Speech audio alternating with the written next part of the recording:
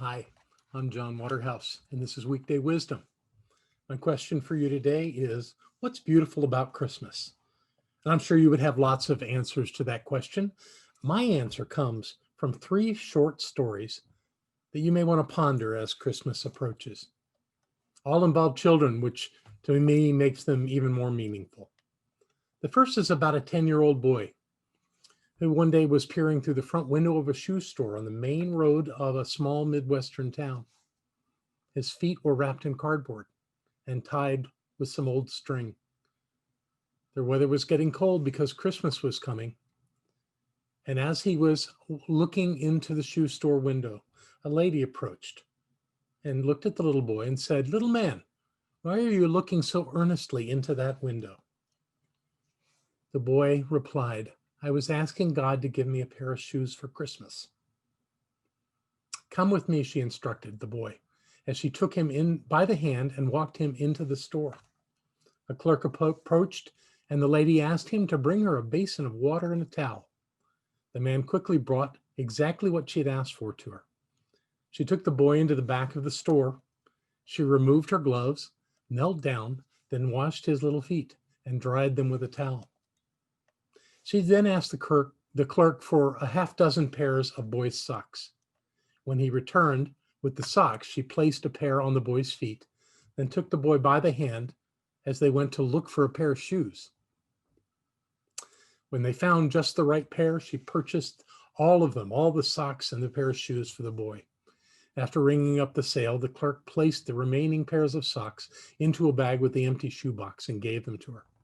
She in turn handed the bag to the little boy and said, "No doubt you'll feel more comfortable now." As she turned to go, the astonished 10-year-old boy caught her by the hand and, looking up into her face with tears in his eyes, asked the woman, "Are you God's wife?"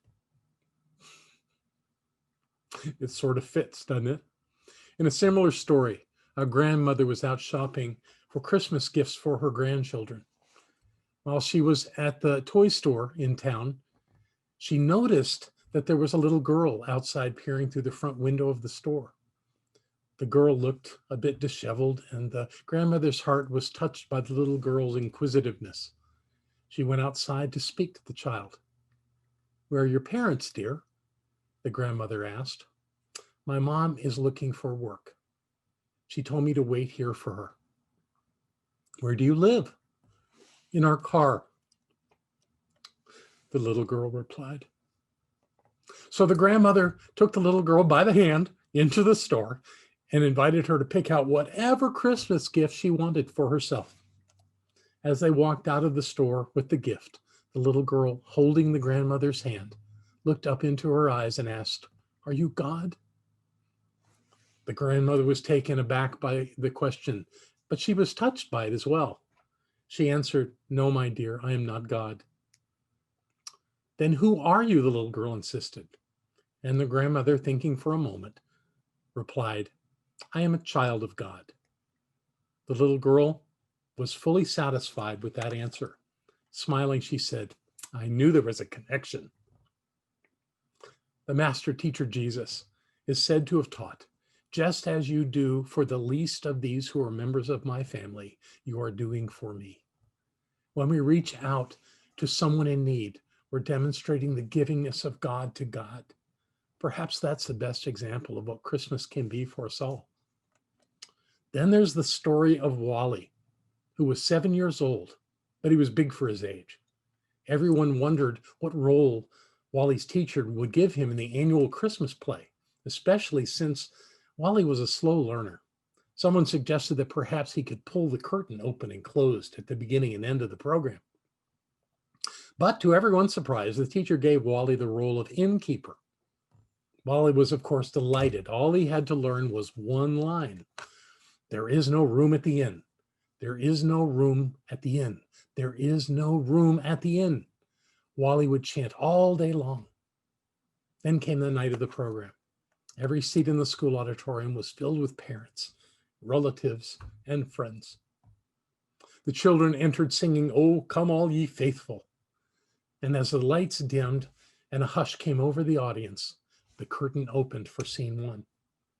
Mary and Joseph entered the stage and walked up to the inn. "Please, sir, my wife is not well. Could we have a room for the night?" Wally was ready with his line. He had been rehearsing it for days. He began, "There is," then hesitated. He started over, "There is," and again his mind went completely blank. Everyone in the room was so embarrassed for the child, but Wally just stood there not knowing what to do. The boy playing Joseph attempted to improvise and started walking toward the stable on stage left.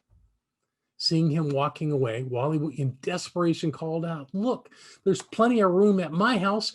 You can come there with me." There's another Bible verse that says, "Behold, I stand at the door and knock. If anyone hears my voice and opens the door, I will come into him and dine with him and he with me." Perhaps Wally was a better learner than he appeared to be. So what's beautiful about Christmas? Decorations are nice. Gifts can be fun. Songs are sweet. But the beauty of Christmas comes from within us as we touch the lives of others with our generosity and our loving nature. And with that, I wish for you a very happy and beautiful Christmas.